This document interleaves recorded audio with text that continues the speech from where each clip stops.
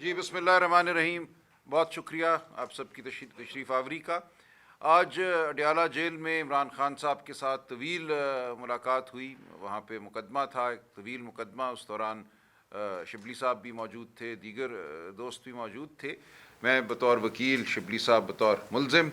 تو یہ وکیلوں، ملزموں اور سیاستدانوں کا ایک اجتماع تھا جو ریاست منعقد کرتی ہے ہر چند دن بعد اڈیالہ جیل میں. تو وہاں جو گفتگو ہوئی میں آپ کے سامنے رکھنا چاہتا ہوں. دیکھیں، عمران خان صاحب نے بڑے شگاف الفاظ میں کہا کہ ہم بالکل مضبوطی سے اپنی جگہ کھڑے ہیں. مذاکرات کا عمل کوئی کسی کمزوری کی وجہ سے نہیں شروع کیا گیا تھا، وہ اس لیے شروع کیا گیا تھا کہ ہم چاہتے تھے کہ یہ قوم، یہ ملک سچائی کی جانب بڑھے. جو کچھ ہوا ہے اس ملک کے ساتھ پچھلے 2 سالوں میں وہ سب کے سامنے آ جائے. 9 مئی کیا تھا، 9 مئی کی حقیقت کیا ہے، اس دن کتنے لوگ شہید ہوئے، کتنے لوگوں کو گرفتار کیا گیا. ایک دن میں 10,000 لوگوں کو پکڑا گیا پورے ملک میں، جن کا کوئی تعلق 9 مئی کے کسی اجتماع سے نہیں تھا.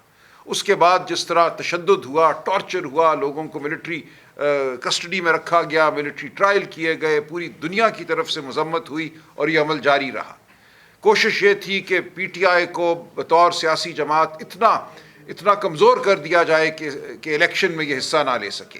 اسی لیے الیکشن میں تاخیر کی گئی. جو الیکشن اپریل مئی 2023 میں ہونے چاہیے تھے یا زیادہ سے زیادہ نومبر 2023 میں ہونے چاہیے تھے، ان کو فروری 2023 میں کیا گیا. اس سے پہلے ہمارا بلے کا نشان چھینا گیا. تشدد جاری رہا. الیکشن کیمپین کے دوران ہمیں کیمپین نہیں کرنے دی گئی. ہمارے تمام اہم عہدیداران کو، کینڈیڈیٹس کو گرفتار رکھا گیا. جو کہیں کوئی اجتماع کرتا تھا وہاں آ کے لوگوں کو مارا پیٹا جاتا تھا. یہ ہم نے بھولنا نہیں ہے. اس کے باوجود 8 فروری کو پاکستان کی قوم باہر نکلی. ایک تاریخی فیصلہ پاکستان کی قوم نے دیا. جس طرح اس دن ووٹ پڑا 2/3 اکثریت پاکستان تحریک انصاف کو حاصل ہوئی. تمام سیٹیں ہم نے لاہور شہر میں جیتی، تمام سیٹیں ہم نے کراچی شہر میں جیتی. ایسا نہیں ہے کہ صرف خیبر پختونخوا میں ہم نے الیکشن جیتا. پورا ملک یک زبان ہو کر ہمارے ساتھ کھڑا ہوا اس دن. لیکن اس رات جو کیا گیا، جو شرمناک ڈاکہ ڈالا گیا، وہ بھی ہمارے سامنے ہے. ہم نے عدالتوں کا رخ کیا تو عدالتوں کو بدل دیا گیا. یہ کہا گیا کہ اب ریٹائرڈ جج الیکشن کمیشن کے چنے ہوئے وہ الیکشن کی اپیلیں سنیں گے، اور وہ ٹرائیبیونل جس طرح کام کر رہے ہیں وہ بھی چند دنوں میں آپ کے سامنے آ جائے گا. آج مجھے ایک ساتھی نے بتایا کہ ایک ٹرائیبیونل نے 32 مقدمے جو اس کو دیے گئے تھے، اس میں سے 28 مقدمے صرف اس بنیاد پر خارج کیے ہیں کہ اوتھ کمشنر کا دستخط ٹھیک نہیں ہے یا مہر جو ہے وہ مدھم ہے. 28 مقدمے 32 میں سے اس بنیاد پر خارج ہو چکے ہیں. تو کوئی ارادہ نہیں ہے اس نظام کا سچ کو جاننے کا، یہ جاننے کا کہ اس دن جو ہوا پاکستان کی قوم جانتی ہے. یہ خود فریبی ہے. اپنے آپ کو یہ نظام فریب دے رہا ہے یہ سمجھ کے کہ لوگ نہیں جانتے یا لوگوں کو ہم پتہ نہیں چلنے دیں گے کہ ہو کیا کیا اس دن اور اس کے بعد سے کیا ہوتا چلا جا رہا ہے. تو خان صاحب نے پھر دہرایا کہ ہم نے ایک دروازہ کھولا تھا مذاکرات کے ذریعے، ایک موقع دیا تھا اس نظام کو، اس تاریک نظام کو، اس جھوٹ اور فریب پر مبنی نظام کو کہ وہ اپنی درستگی کرے. لیکن ہمارا مذاق اڑایا گیا. پریس کانفرنسز کی گئیں کہ یہ تو ہو ہی نہیں سکتا، یہ تو ہم مانیں گے ہی نہیں. اس لیے ہمارا بالکل واضح فیصلہ ہے کہ ہم کسی چوتھی نشست میں نہیں بیٹھیں گے. خان صاحب نے کہا کہ میری فی الفور ملاقات کرائی جائے مذاکراتی کمیٹی سے، ہم بیٹھ کر پھر فیصلہ کریں گے ہم نے کیا کرنا ہے. اور اس دوران اگر حکومت کی طرف سے الیکشن کمیشن، اس کمیشن کے قیام کا اظہار ہوتا ہے، اعلان ہوتا ہے 9 مئی اور 26 نومبر کے حوالے سے، تو خان صاحب غور کر سکتے ہیں. لیکن یہ تبھی ممکن ہے کہ خان صاحب کے ساتھ مذاکراتی ٹیم کی میٹنگ ہو. اگر ایسا نہیں ہوتا تو کوئی امکان نہیں ہے کسی اور بات کا. خان صاحب کا فیصلہ بالکل واضح ہے اور دو ٹوک ہے. آج ہم نے خان صاحب کی جانب سے چیف جسٹس پاکستان اور سینئر جج کانسٹیٹیوشنل بینچ آف پاکستان کے نام 2 خطوط مرتب کیے ہیں. خان صاحب کو یہ آج اڈیالہ جیل میں پیش کیے گئے ان کے دستخط کے لیے. ہم ابھی منتظر ہیں کہ جیل سے دستخط شدہ یہ خطوط باہر آتے ہیں تو ان کو ارسال کر دیا جائے گا. لیکن اگر نہیں آتے تو ہم قوم کے نام ایک اوپن لیٹر کی شکل میں اس تمام مواد کو سامنے لائیں گے. یہ خط جو خان صاحب نے لکھا ہے ان کی تحریر پہ، ان کی ہدایت پہ جو تحریر ہوا ہے، اس میں یہ تمام معاملات بیان کر دیے گئے ہیں. اس میں یہ لکھ دیا گیا ہے تصویروں کے ساتھ، ثبوتوں کے ساتھ کہ 26 نومبر کو گولی چلی. کون کہتا ہے گولی نہیں چلی؟ یہ تمام تصویریں جو ہیں تمام دنیا کے سامنے آئیں گی. گولیوں کے نشان سامنے آئیں گے، پھٹی ہوئی جلد سامنے آئے گی، شہداء کو قبروں میں اتارا جا رہا ہے وہ سامنے آئے گا. یہ تمام مواد جو ہے اب پوری دنیا کے سامنے ہم رکھیں گے. ہمیں کوئی اس مواد کو روکنے کی ضرورت نہیں ہے, کوئی تعامل نہیں ہے اس حوالے سے. تو یہ سب کچھ ہم پاکستان کی عدلیہ کے جو اعلیٰ ترین عہدیداران ہیں ان کے سامنے رکھ رہے ہیں. یہ ہم پر قرض ہے, یہ خون ان بچوں کا ہم پہ قرض ہے جو یتیم ہو گئے, ان ماؤں کا جو رو رہی ہیں, جو پیٹ رہی ہیں, جن کے بچے اب ان کے پاس واپس نہیں آئیں گے. اس دن جو لوگ مضروب ہوئے, جن کو زخمی کیا گیا اور ہسپتالوں کو ہدایت کی گئی کہ ان کے ریکارڈ تلف کر دیے جائیں, وہ سب کچھ ہم قوم کے سامنے رکھیں گے اور دنیا کے سامنے رکھیں گے. کس طرح ہمارے لوگوں کو اغوا کیا جاتا ہے اور اغوا کرنے کے بعد کیا ان کی حالت ہوتی ہے. انتظار حسین پنجھوتا کا معاملہ آپ کے سامنے, اسی طرح بیسیوں معاملات اور ہیں جن کو آپ نے کور کیا ہے میڈیا میں, اور سینکڑوں ایسے ہیں جن کو آپ نے کور نہیں کیا. یہ تمام جو ہمارے اغوا شدگان ہیں, ابڈکٹیز ہیں, ان کا مقدمہ ہم قوم کے پاس لے کے جائیں گے, کیونکہ عدالتوں میں تو کچھ ہوتا نہیں. وہاں ہر ادارہ آ کے کہتا ہے کہ وہ شاید چلے گئے, کہیں سیر کرنے چلے گئے, شاید کسی نے دشمنی کی بنیاد پہ ان کو غائب کر دیا, جبکہ حقیقت ہم سب جانتے ہیں.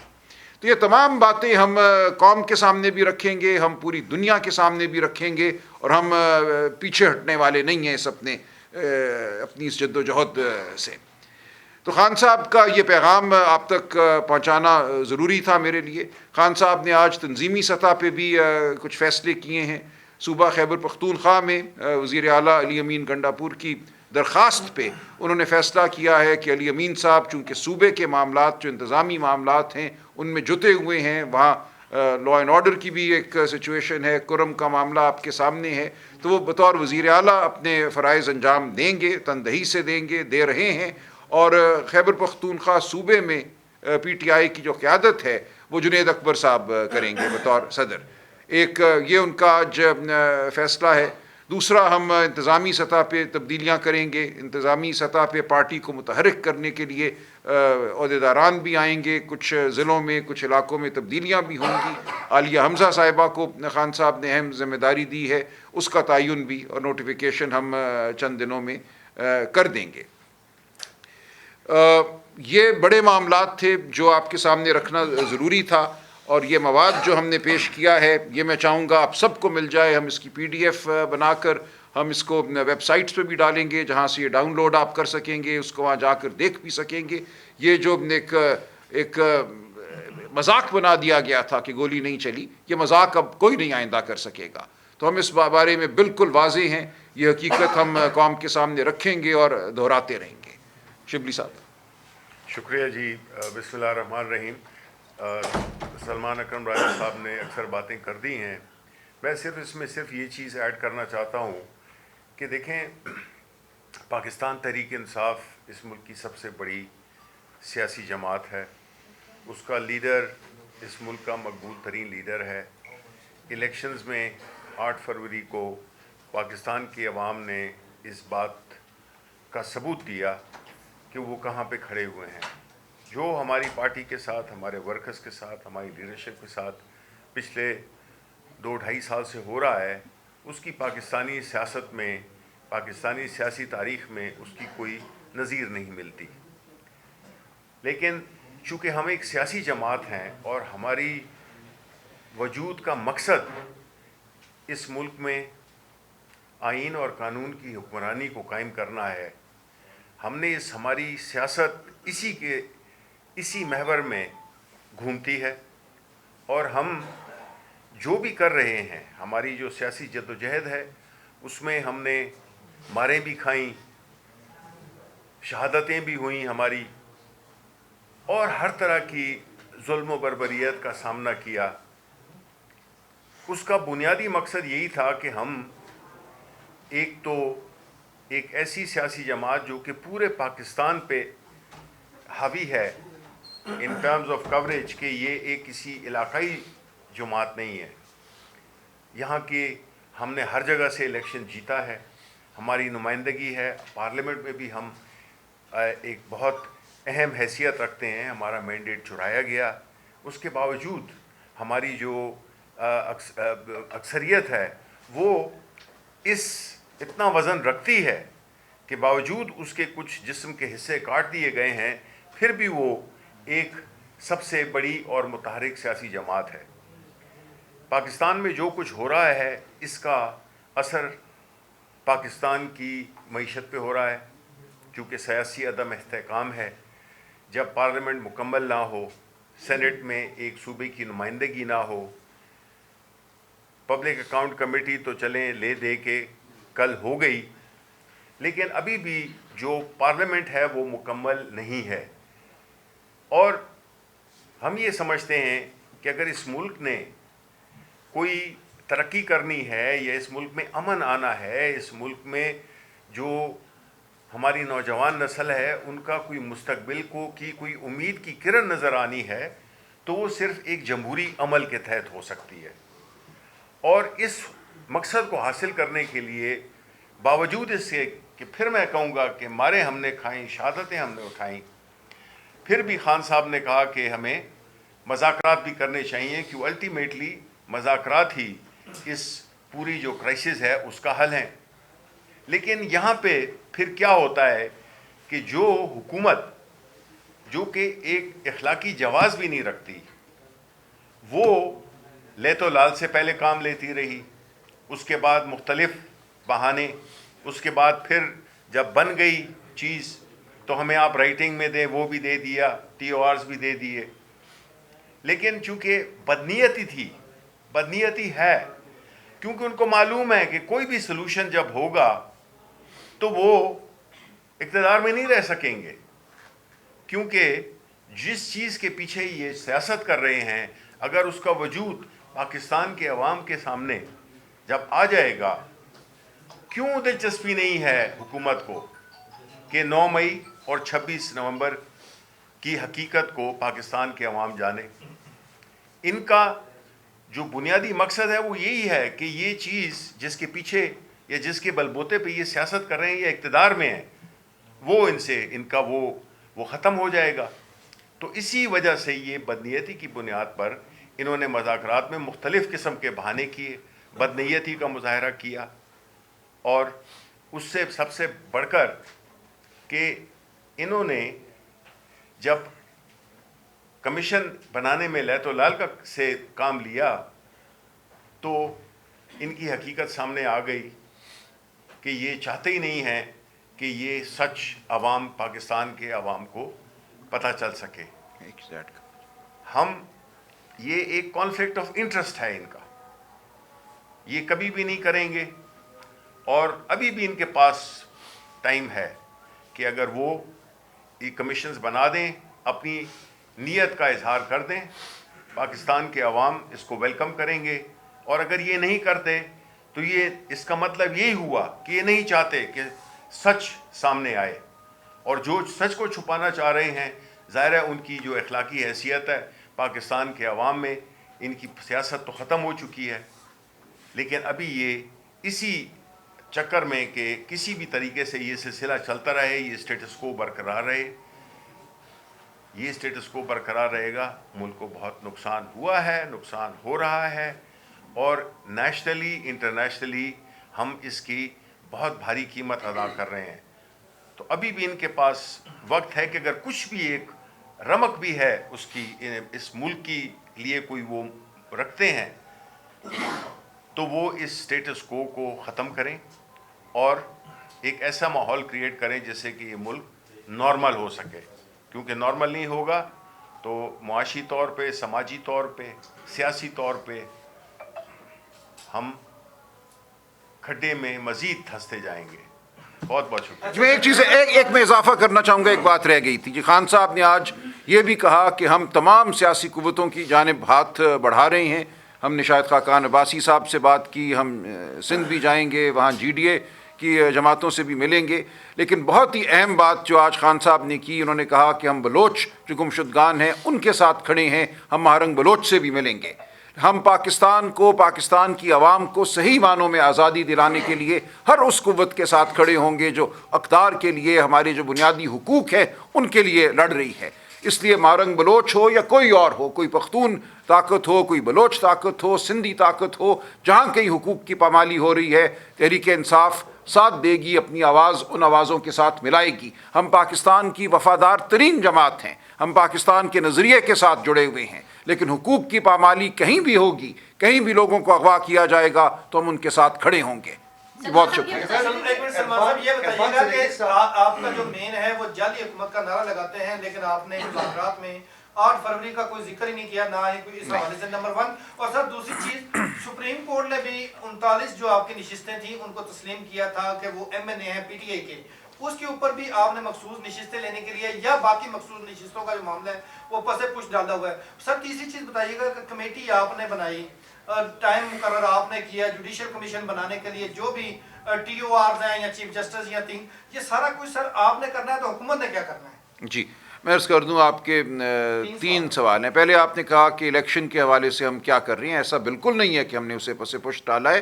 اگر آپ ہمارا جو چارٹر آف ڈیمانڈز ہم نے جو تحریری طور پہ دیا تھا اس کو پڑھیں تو کہتا ہے کہ ہم کھڑے ہوئے ہیں عوام کی آواز کے لیے، مینڈیٹ کے لیے۔ یہ 2 مطالبات ہم نے لکھا ہے، these are prerequisites for a wider conversation. Wider conversation کا مطلب ہے کہ تمام معاملات جن میں الیکشن کا لوٹنا شامل ہوگا، بالکل پہلے پیرے میں آپ دیکھیے تو ہم نے الیکشن کے لوٹنے کی بات کی ہے، ہم نے لکھا ہے these are prerequisite for a wider conversation, لہٰذا ایسا نہیں ہے کہ ہم نے اس کو چھوڑ دیا۔ دوسری بات آپ نے کی، دیکھیں مخصوص نشستوں کے حوالے سے صورتحال یہ ہے کہ سپریم کورٹ کا فیصلہ آنے کے بعد انہوں نے 26ویں آئینی ترمیم کی۔ 26ویں آئینی ترمیم یہ کہتی ہے کہ کوئی بھی ریویو پٹیشن جو سپریم کورٹ کے کسی آئینی نوعیت کے فیصلے کے خلاف داخل کر دی گئی ہے اس ترمیم کے آنے سے پہلے بھی، تو وہ فوراً آئینی جو بینچ ہے، کانسٹیٹیوشنل بینچ جو 26ویں آئینی ترمیم کے تحت قائم کیا گیا ہے، وہاں جائے گی۔ اب ہمارے لیے یہ انتہائی میں سمجھتا ہوں ناقابل قبول صورتحال ہے، سپریم کورٹ کا ایک فیصلہ ہمارا مروجہ قانون ہے، پوری دنیا کا قانون ہے، اسی بینچ نے ریویو سننا ہوتا ہے، لیکن انہوں نے قانون بدل دیا، آئین بدل دیا، اور وہ بھی اغوا کاری کے ذریعے کہ اب وہ ریویو انہی ججوں کے پاس جائے گا جو پہلے ایک رائے دے چکے ہیں اس حوالے سے، جو کہہ چکے ہیں کہ اکثریتی فیصلے کو نہ مانو۔ یہ تاریخ میں نہیں ملتا کہ ایک اقلیتی بینچ جو ہے یا اقلیتی ممبران ایک بینچ کے یہ کہیں کہ اکثریت کے فیصلے کو مت مانو۔ نہیں سن لیجئے نا، سن لیجئے، چونکہ ریویو وہاں پڑا ہوا ہے۔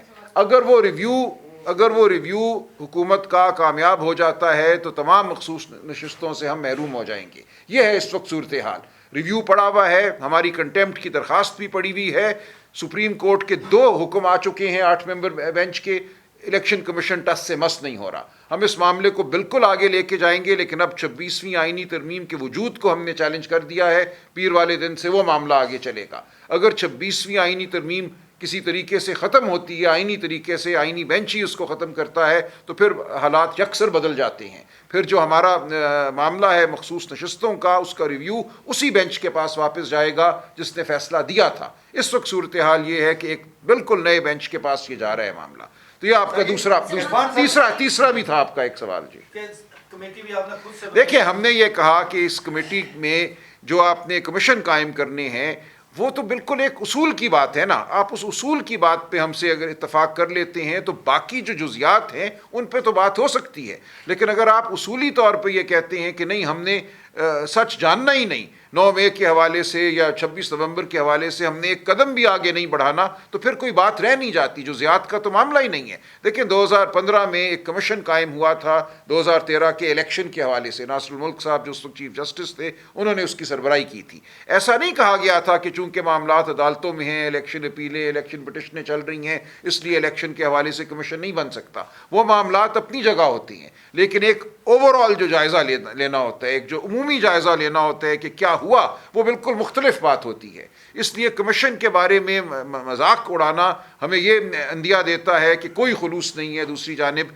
کی جزیات پہ بات ہو سکے۔ سلمان صاحب یہ بتائیے گا کہ بانی پی ٹی آئی نے جیسے آپ نے کہا کہ کمیشن نہیں بنا، عمران خان صاحب نے کہا، جی عمران خان صاحب نے کہا کہ مذاکرات نہیں بڑھیں گے آگے، تو آپ لوگ کہہ رہے ہیں کہ عوام میں مسئلہ لے کے جائیں گے، دوبارہ پھر Pakistan Tehreek Insaf state power use کریں گے، سب کچھ کر سکتے ہیں۔ دیکھیں احتجاج کرنا ایک آئینی حق ہے، آپ آئین کا آرٹیکل 15 پڑھیے، سڑکوں پہ چلنا ہر پاکستانی کا آئینی حق ہے۔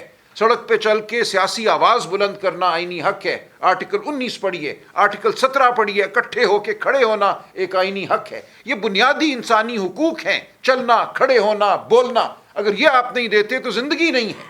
تو ہم ہر وہ کام کریں گے جس کی اجازت ہمیں آئین دیتا ہے. ہم مقدمے بھی لڑیں گے, ہم پارلیمان میں بھی بیٹھیں گے, ہم سیاسی محاذ پہ بھی لڑیں گے, ہم دنیا سے مطالبہ کریں گے کہ جو اس ملک میں انسانی حقوق کی پامالی ہو رہی ہے اس کا نوٹس لیا جائے. انسانی حقوق کی پامالی کبھی کسی ملک کا اندرونی معاملہ نہیں ہوتا. یہ پوری انسانیت کے ضمیر کو جھنجھوڑنے کا باعث ہوتا ہے.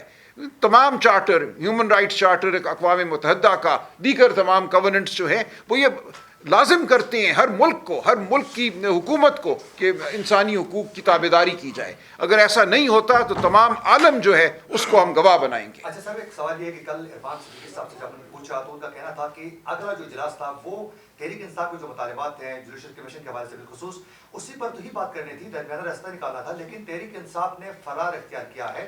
اگر وہ بیٹھیں گے نہیں تو حل کیسا نکلے گا؟ اور یہ چیز بھی کلیئر کیجیے گا کہ آپ لوگوں نے جو ڈیمانڈ سامنے رکھے ہیں, جو مطالبات ہیں, وہ اگر مذاکرات نہیں ہوں گے تو پھر مرعن آپ لوگوں کے مطالبات کو کیسے حکومتی کمیٹی تسلیم کر سکتی ہے؟ بات چیت میں دیکھیں کیا ضرورت تھی وزیر قانون کو یہ پریس کانفرنس کرنے کی کہ بالکل یہ قابل غور ہی نہیں ہے ان کے مطالبات. کیا ضرورت تھی عرفان صدیقی صاحب کو بیان دینے کی ٹی وی پہ آ کے کہ بالکل نہیں ہم مانیں گے؟ یہ پہل تو انہوں نے کی ہے, خاموش رہتے نا. اگر ہمارے اسپوکس پرسن کے مدرسے پہ حملہ کیا گیا حامد رضا صاحب کے, تو یہ کیا ضرورت تھی؟ اس دن تیسری نشست کے بعد باہر نکلتے ہی ہم پہ حملہ کیا گیا, مذاق اڑایا گیا, سخت زبان استعمال کی گئی. تو یہ تمام معاملہ دوسری جانب سے آیا ہے. اگر وہاں سے خاموشی ہوتی تو ہم بھی خاموشی رکھتے. حملہ وہاں سے ہوا ہے, مذاق وہاں سے اڑایا گیا ہے, باقاعدہ حملہ ہوا ہے مدرسے پہ, ہمارے لوگوں کو گرفتار کیا گیا ہے, مارا پیٹا گیا ہے, اور پھر کہتے ہیں آؤ آ کے چوتھی نشست میں بیٹھ جاؤ. کیوں کیا یہ سب کچھ؟ اچھا سر, یہ بتائیے گا کہ کیا مذاکرات کی ونڈو ابھی بھی صرف 28 کو جو ملاقات ہونے جا رہی ہے بانی پی ٹی اے سے ملاقات سے مشروط ہے یا کمیشن لازمی بننا ہوگا؟ پہلا سوال آپ سے. شفیق صاحب ملاقات کر کے ہیں آج, کیا مولانا فضل الرحمان, محمود عزیز زئی ان کو مذاکراتی کمیٹی میں شامل کر رہے ہیں یا تحریک تحفظ اہل پاکستان کے پہلے حصہ ہیں؟ دیکھیں خان صاحب نے آج یہ کہا کہ مذاکراتی کمیٹی کی فی الفور ان سے ملاقات کرائی جائے. دیکھیں اب ان کے ذہن میں کیا ہے, اس میٹنگ میں کیا طے پاتا ہے, میں نہیں کچھ کہہ سکتا. انہوں نے کہا کہ مجھ سے ملاقات کرائی جائے, لیکن ساتھ ہی انہوں نے یہ کہا کہ دونوں جو کمیشن ہیں ان کے حوالے سے اعلان کیا جائے. اصولی اعلان تو کیا جائے نا. یہ دونوں معاملات میں سمجھتا ہوں اہم ہیں. اگر اصولی اعلان ہو جاتا ہے, پھر اگرچہ 7 دن گزر گئے ہیں اور ہماری عمران خان صاحب سے ملاقات ہوتی ہے, تو ہو سکتا ہے عمران خان صاحب اس میں کوئی راستہ نکالیں, کوئی فیصلہ کریں. لیکن اس وقت صورتحال یہ ہے کہ مذاکرات ختم ہو چکے ہیں. میں نہیں سمجھتا کہ کمیشن کی تشکیل کے